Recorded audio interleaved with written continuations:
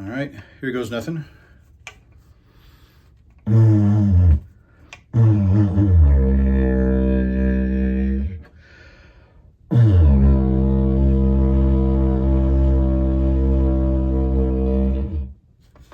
See, I can play it. Hi, I'm Mike Siegel. I write for Ordinary Times, and I'm an astrophysicist, not a good didgeridoo player. I can't do the circular breathing, but I am pretty good at astrophysics, and this is the throughput.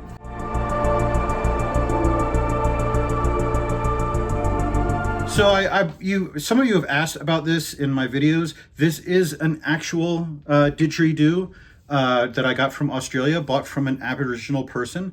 It is carved from a eucalyptus branch, so it's not like a synthetic or anything like that. I bought it 20 years ago, and it's just as beautiful and as useful as the day I bought it. It has aged remarkably well for an instrument.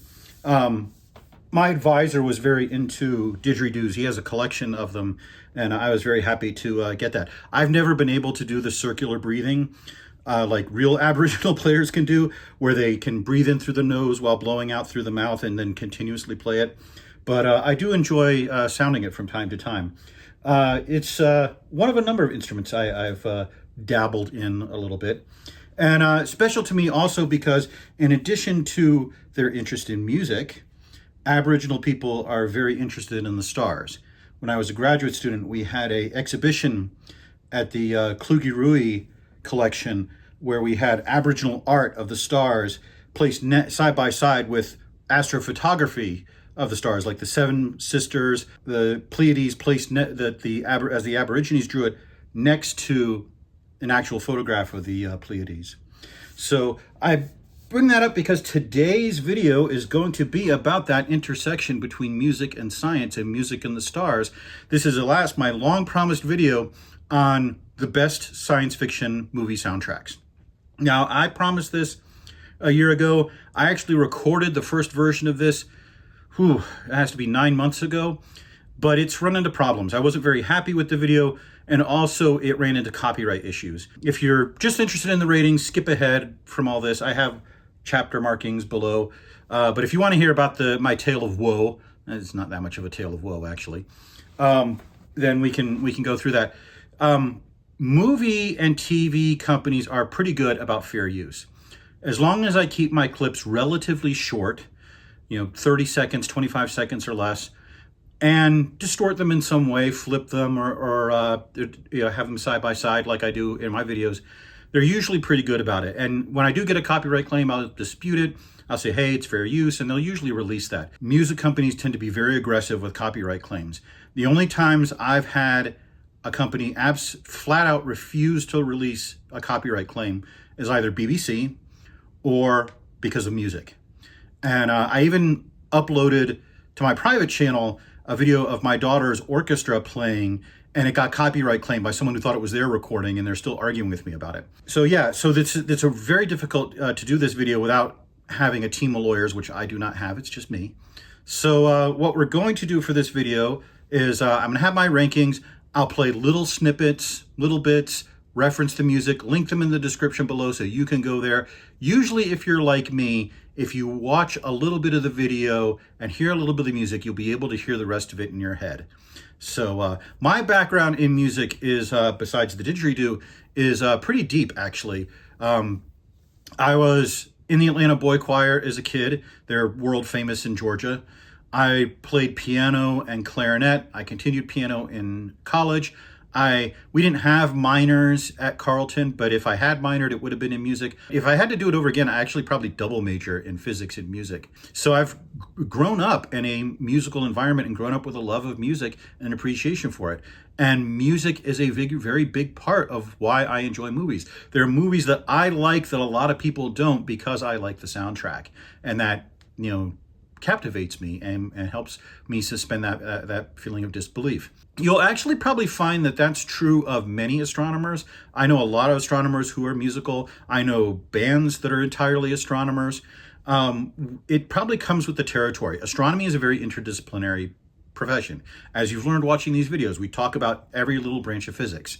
And most astronomers tend to have a pretty broad range of interests and have lots of little side projects they're doing. I know one astronomer who calculates baseball statistics just for his own amusement. So what I'm going to be talking about is the intersection of science and music. And it isn't that much of a stretch. I talked about this in my Close Encounters of the Third Kind video. But music has a mathematical basis. You take middle C. That is a frequency of air resonance that you're hearing in your ear. If you raise that frequency 20% to E, that's a major third. If you increase the frequency by 50%, perfect fifth. If you double the frequency, then you've got an octave. If you play them all together, it's a major chord. You're probably all familiar with that. Sounds very pleasing to you. The reason it sounds pleasing is because it is mathematically pleasing, because it has these integer resonances between the frequencies that overlap and reinforce each other. These are things we see in nature. These are things we see in science all the time. Math is music. Music is math. One of the things I sometimes tell students when they take an astronomy course or any kind of science course is they'll say to me, math is hard. And my response to that is, math is not hard. The abstractions of math, that's hard. Math itself is intuitive. If I threw you a baseball, you would probably be able to catch it. Even though the motion of that baseball through the air is very mathematically complicated, most of you would be able to catch it or at least get close. Music is mathematical. We have an intuition for math. The abstractions around math, algebra, calculus, the way we put that onto paper and make it so that we can manipulate it, take it out of the concrete into the abstract, that is the hard part. And that is difficult to do for all of us, not just for you if you think you're bad at math. But math is intuitive, and I think that's why we like music. It's why we like things like that. It's why you have this intersection of music and science when you get to science fiction soundtracks. And I don't think it's an accident that science fiction has brought out production from some of the greatest talents in musical history. When I was compiling this list, I was impressed by how many different talents are on here, and how, for some of them, it's their best work that they've done in their career. There is something about science fiction that fires the imagination. There is something that appeals to something deep in our creative soul that brings these things out. And I think science fiction has enjoyed some of the best soundtracks that are out there. There are a few that you can dispute that. Lawrence of Arabia, of course, has an amazing soundtrack. Gone with the Wind has an amazing soundtrack. There are lots of movies that have amazing soundtracks. But I think the science fiction realm is where you really see the apotheosis of Hollywood music, and especially the orchestral soundtrack, which is what we're mostly going to be focusing on. So, without further ado, I'm going to get started on my list. Now, I did make one rule for my list, and that was that each composer or artist could only be on it once. The reason for that was because otherwise this would have become the John Williams Appreciation Hour. He's done so many different science fiction soundtracks that are so epic, any list would be incomplete without them. And so by limiting it to one entry per composer, I give everybody else a chance to shine. So let's just dive in. I'm actually going to start with an honorable mention because this isn't a single composer who did this, but it is one of the more iconic soundtracks in movie history. And you'll know it from the first few notes.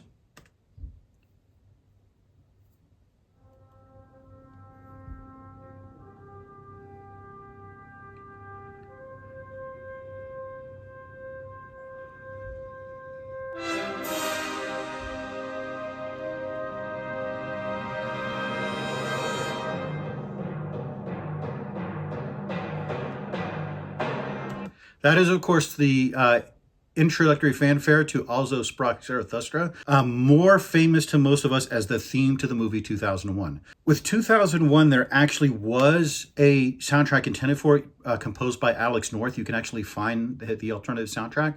But when Stanley Kubrick was editing the movie, he was using soundtracks from Richard Strauss and Johann Strauss and other composers. And eventually, one of the weird things about movies is if you edit them to a certain soundtrack, they kind of stick with that. So he ended up using that. He also uses the Blue Danube Waltz in the space scenes, which is also appropriate because it's meant to depict ships going on the Danube River. like the ships through space, that analogy of spaceships and sailing ships occurring even as early as then. So it is a iconic soundtrack. I think it's very well suited to the movie it is.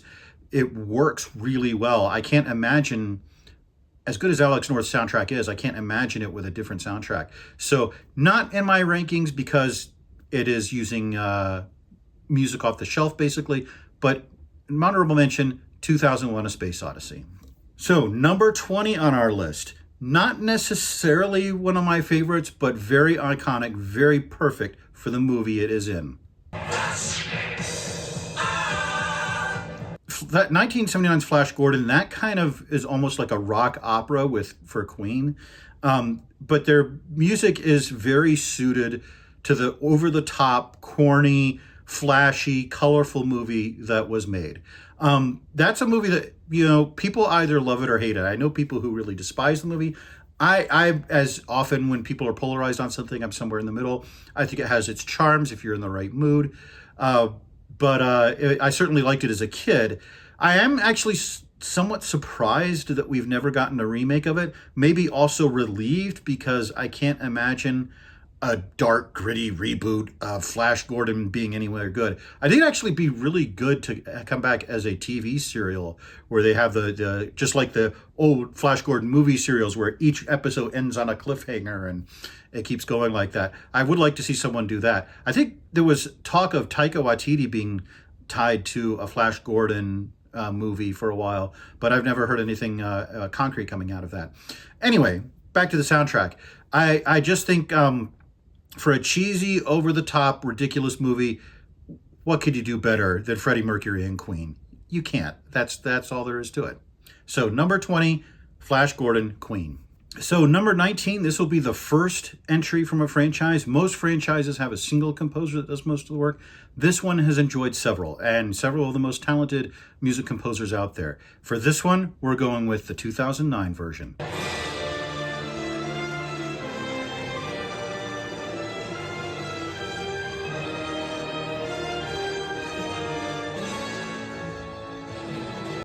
So it takes a lot to come in the footsteps of Alexander Courage and invent new music for Star Trek. But as I said, this is the first of several movies where composers have done that. I love this theme for Star Trek. It's so triumphant. I have mixed feelings on the Star Trek reboot.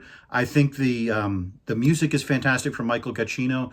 I think that the acting is fantastic. The casting is fantastic. The writing, on the other hand, and the science, we'll do a future video on just how nonsensical these movies are. But the music is just fantastic, and that's enough for me to really like them. I actually think the best piece from the original, from the first Star Trek movie, the 2009 reboot, is Labor of Love from the very beginning of the movie, which sets the tone that this is going to be a different Star Trek movie, where George Kirk kamikazes his ship to save his crew and his family.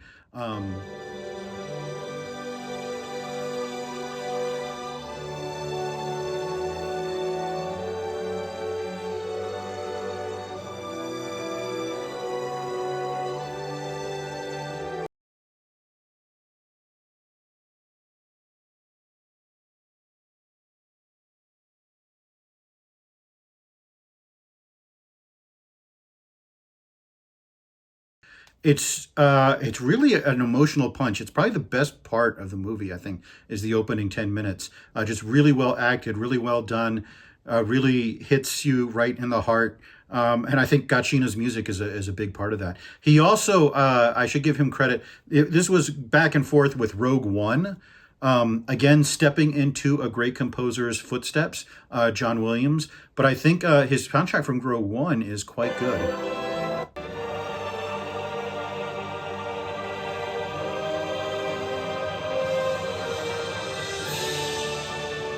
Rogue One is, to my mind, easily the best of the Disney Star Wars movies.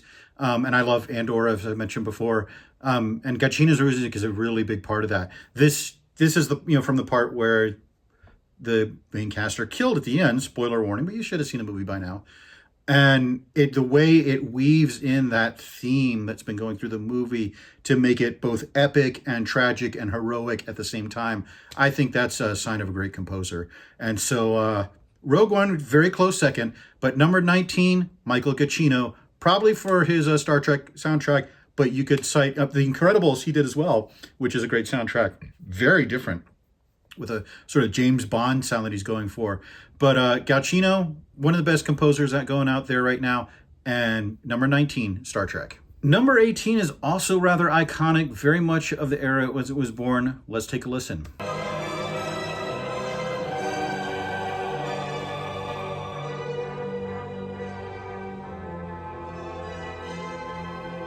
This is, of course, Wendy Carlos's epic soundtrack for Tron. This was a very revolutionary soundtrack in its day, using just synthesizers. Disney eventually convinced her to use an orchestra, which she kind of resented. I actually think it adds something to it to combine the Moog synthesizer with the orchestra. But this was very different from anything that was going on, and it was very catchy and memorable. I actually knew the soundtrack before I saw the movie because my favorite video game was the Tron video game, and I played the video game many times before I watched the movie. So when I watched the movie, I was like, I know this music. This is from the video game. But I think it's extremely appropriate for this movie, which takes place inside a computer, to have this sort of synthetic, computerized music going over it, and really is what sets the tone and makes the movie as good as it is. Tron is not one of my favorite movies. It's certainly an iconic movie. I do appreciate it for what it is, and I think a big reason why I enjoy it is because of Wendy Carlos's iconic soundtrack. And set the tone for a lot of different soundtracks in the 1980s. A lot of people who wrote synthesizer music in the 1980s for movies were following in Ms. Carlos's footsteps. And so number 18, Tron, Wendy Carlos. So number 17 is associated with one of my favorite directors, Hayao Miyazaki. And he did make a very good science fiction movie called Castle in the Sky. So here is Joe Hisayashi's wonderful soaring soundtrack for that movie.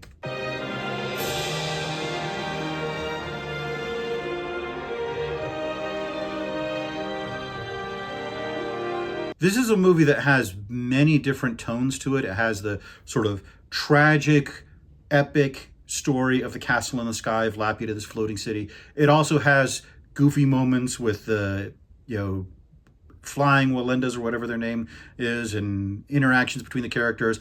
It's a Miyazaki movie, what you'd expect. Hisayashi has done almost all of Miyazaki's movies, I think, and he never fails to deliver. And the breadth of music he delivers is incredible. The soundtrack for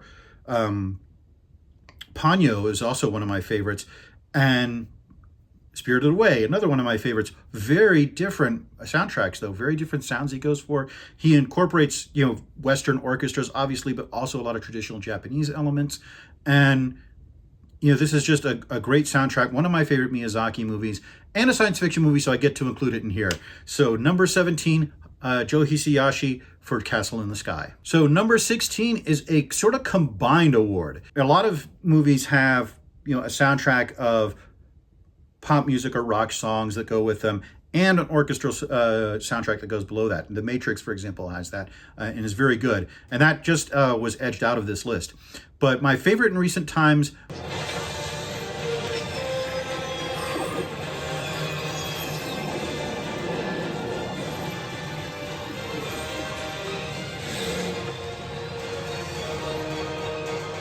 Guardians of the Galaxy. The MCU has actually kind of been bland a bit on music. And the Avengers theme is, of course, very good, and there are very few soundtracks that stand out. But Guardians of the Galaxy really does. First of all, because of the mixtape, which is just fantastic. It combines some just absolutely great music. You could give someone an education in classic rock from that mixtape. But also the Tyler Bates soundtrack, I think, is very good, and I really love the Guardians of the Galaxy theme that first comes together when they do the prison break, and later reaches its epic finale with the attack of the Ravager fleet. And so Guardians of the Galaxy, I'm going to give a combined award to both the mixtape and the soundtrack from there. So Guardians of the Galaxy, number 16. Number 15 is a composer who's been doing a lot of really great work lately, becoming a big name.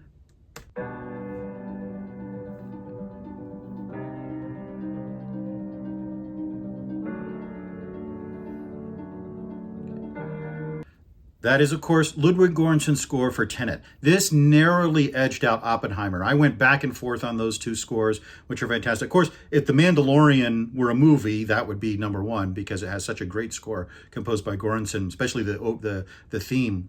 But it's at this point that I'm going to have to talk a little bit about what I call minimalism. I don't know if this is what musicologists would agree with my nomenclature here. But there has been a movement in recent years in science fiction soundtracks and soundtracks in general away from the sort of epic orchestral themes of John Williams and James Horner and Goldsmith and people like that towards what I call minimalism, which is based on kind of Philip Glass's work, that school where you don't have a single melody as much as you have overlapping rhythms and harmonies, repeated figures that then interact in different ways to make the music, that's kind of has this energy to it, but isn't really something that you'd say, you wouldn't sing it or anything like that.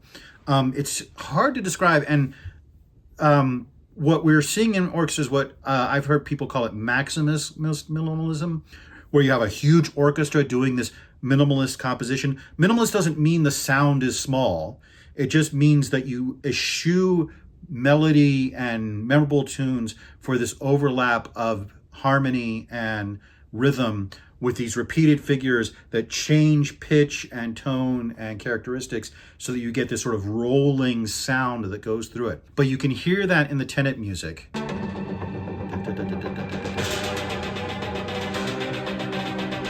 Not really a harmony, not like the Superman theme.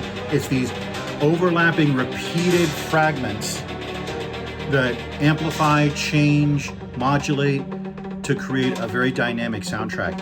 And I think this has become popular because of the type of movies we're seeing these days. Very high energy, fast moving, quick edited movies that don't take their time to pull back and let you soak things in.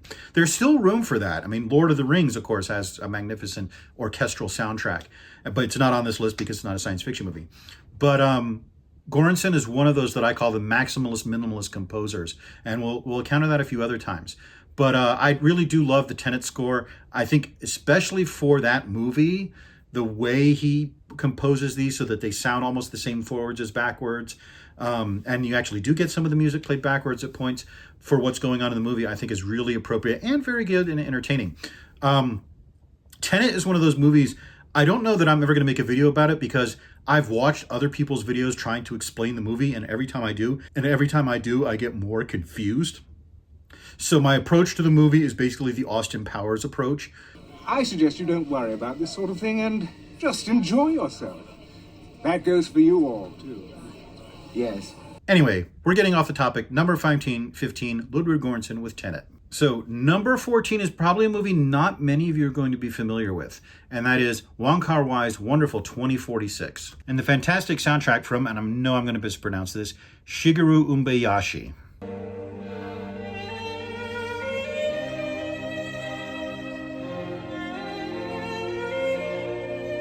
Those of you who have not seen this movie, and judging by the box office numbers, most of you have not, this is a part of Wong Kar-wai. He had a trilogy of movies. I'm blanking on the first one, but In the Mood for Love is probably the most famous one. That is not a science fiction movie, but it is an absolutely fantastic movie that you should see.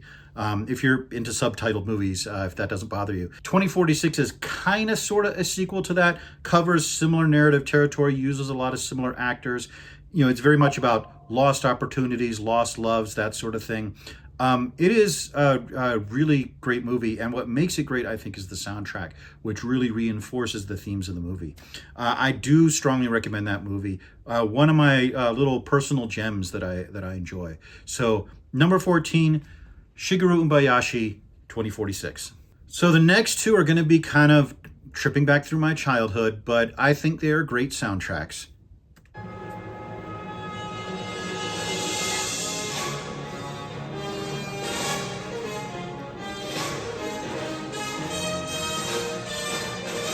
That is, of course, Alan Silvestri's soundtrack for Back to the Future. I think it did the whole trilogy. Silvestri's done a lot of music. I think that Back to the Future is one of his best. It's like everything else in the movie. Perfect for the movie it is. It's big without being too big. It can be scary without being too scary. It can be tense without being too tense. For the, enjoyable ride this movie is, this music is absolutely perfect for it. And it's just enjoyable. I have this will not surprise you that you've gone this far into the video. I have a playlist on my phone of science fiction soundtracks, and whenever this comes on, big smile comes to my face. Not going to say it's anything amazing musically. I'm not a musicologist, so I'm sure somebody else can analyze the themes and so forth to it, but it's just a fun soundtrack.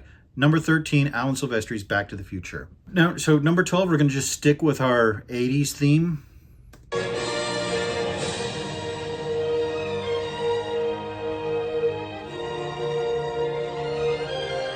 That is, of course, the theme to The Last Starfighter.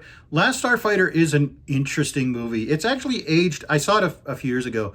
It's actually aged okay. It was kind of revolutionary in its time because it had all CG effects. Other than when the actors were in the scene, they didn't have practical effects. It was all CG. And it looks a little clunky. And it looked a little clunky at the time, quite frankly.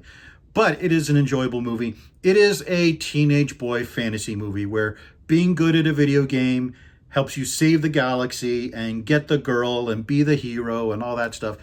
I'm willing to acknowledge that aspect of the movie. But it does have a really fun soundtrack from Craig Safran, which is, if you distilled every epic science fiction movie theme into one theme, this is what would pop out. But it's still enjoyable. I still like it. Number 12, The Last Starfighter. Number 11, we're going to get to another Star Trek entry into this, and that is Cliff Edelman's Star Trek VI soundtrack.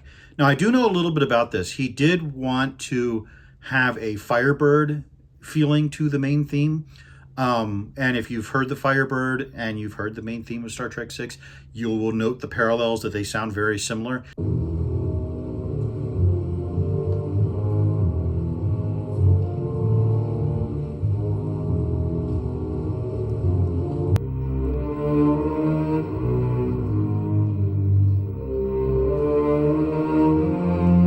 But I actually think the best music is from one of the best space battles in the entire Star Trek franchise, and that is the Battle for Peace at Khitomer.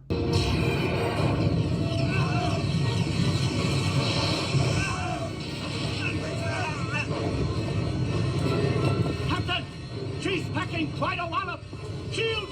I mean, it's a great battle between the cloaked bird of prey and the two Starfleet ships, and they're kind of helpless, and it's like run silent, run deep if the sub had all the advantages, and just really gets to those naval roots of Star Trek battles. And I remember I was in the theater, and when the Klingon ship was finally hit, spoiler warning for a 40-year-old movie, someone in the front cheered very loudly because that was the tension that was created with this scene, especially given that there'd been kind of rumors that some of the cast might be killed because this was their final movie and so forth. But it worked out. But I'm very fond of this soundtrack. Number 11, Star Trek VI, Cliff Edelman. Hey, it's Editing Mike in the editing suite, our fancy editing suite, which is also known as the guest room. I would love to have the full video up for you with all 20 selections. But first of all, the video is an hour long, and that's a bunch of time to hear me yak about any subject. But also, I'm kind of exhausted from editing this, uploading it, getting the copyright claims, re-editing, uploading, getting the copyright claims.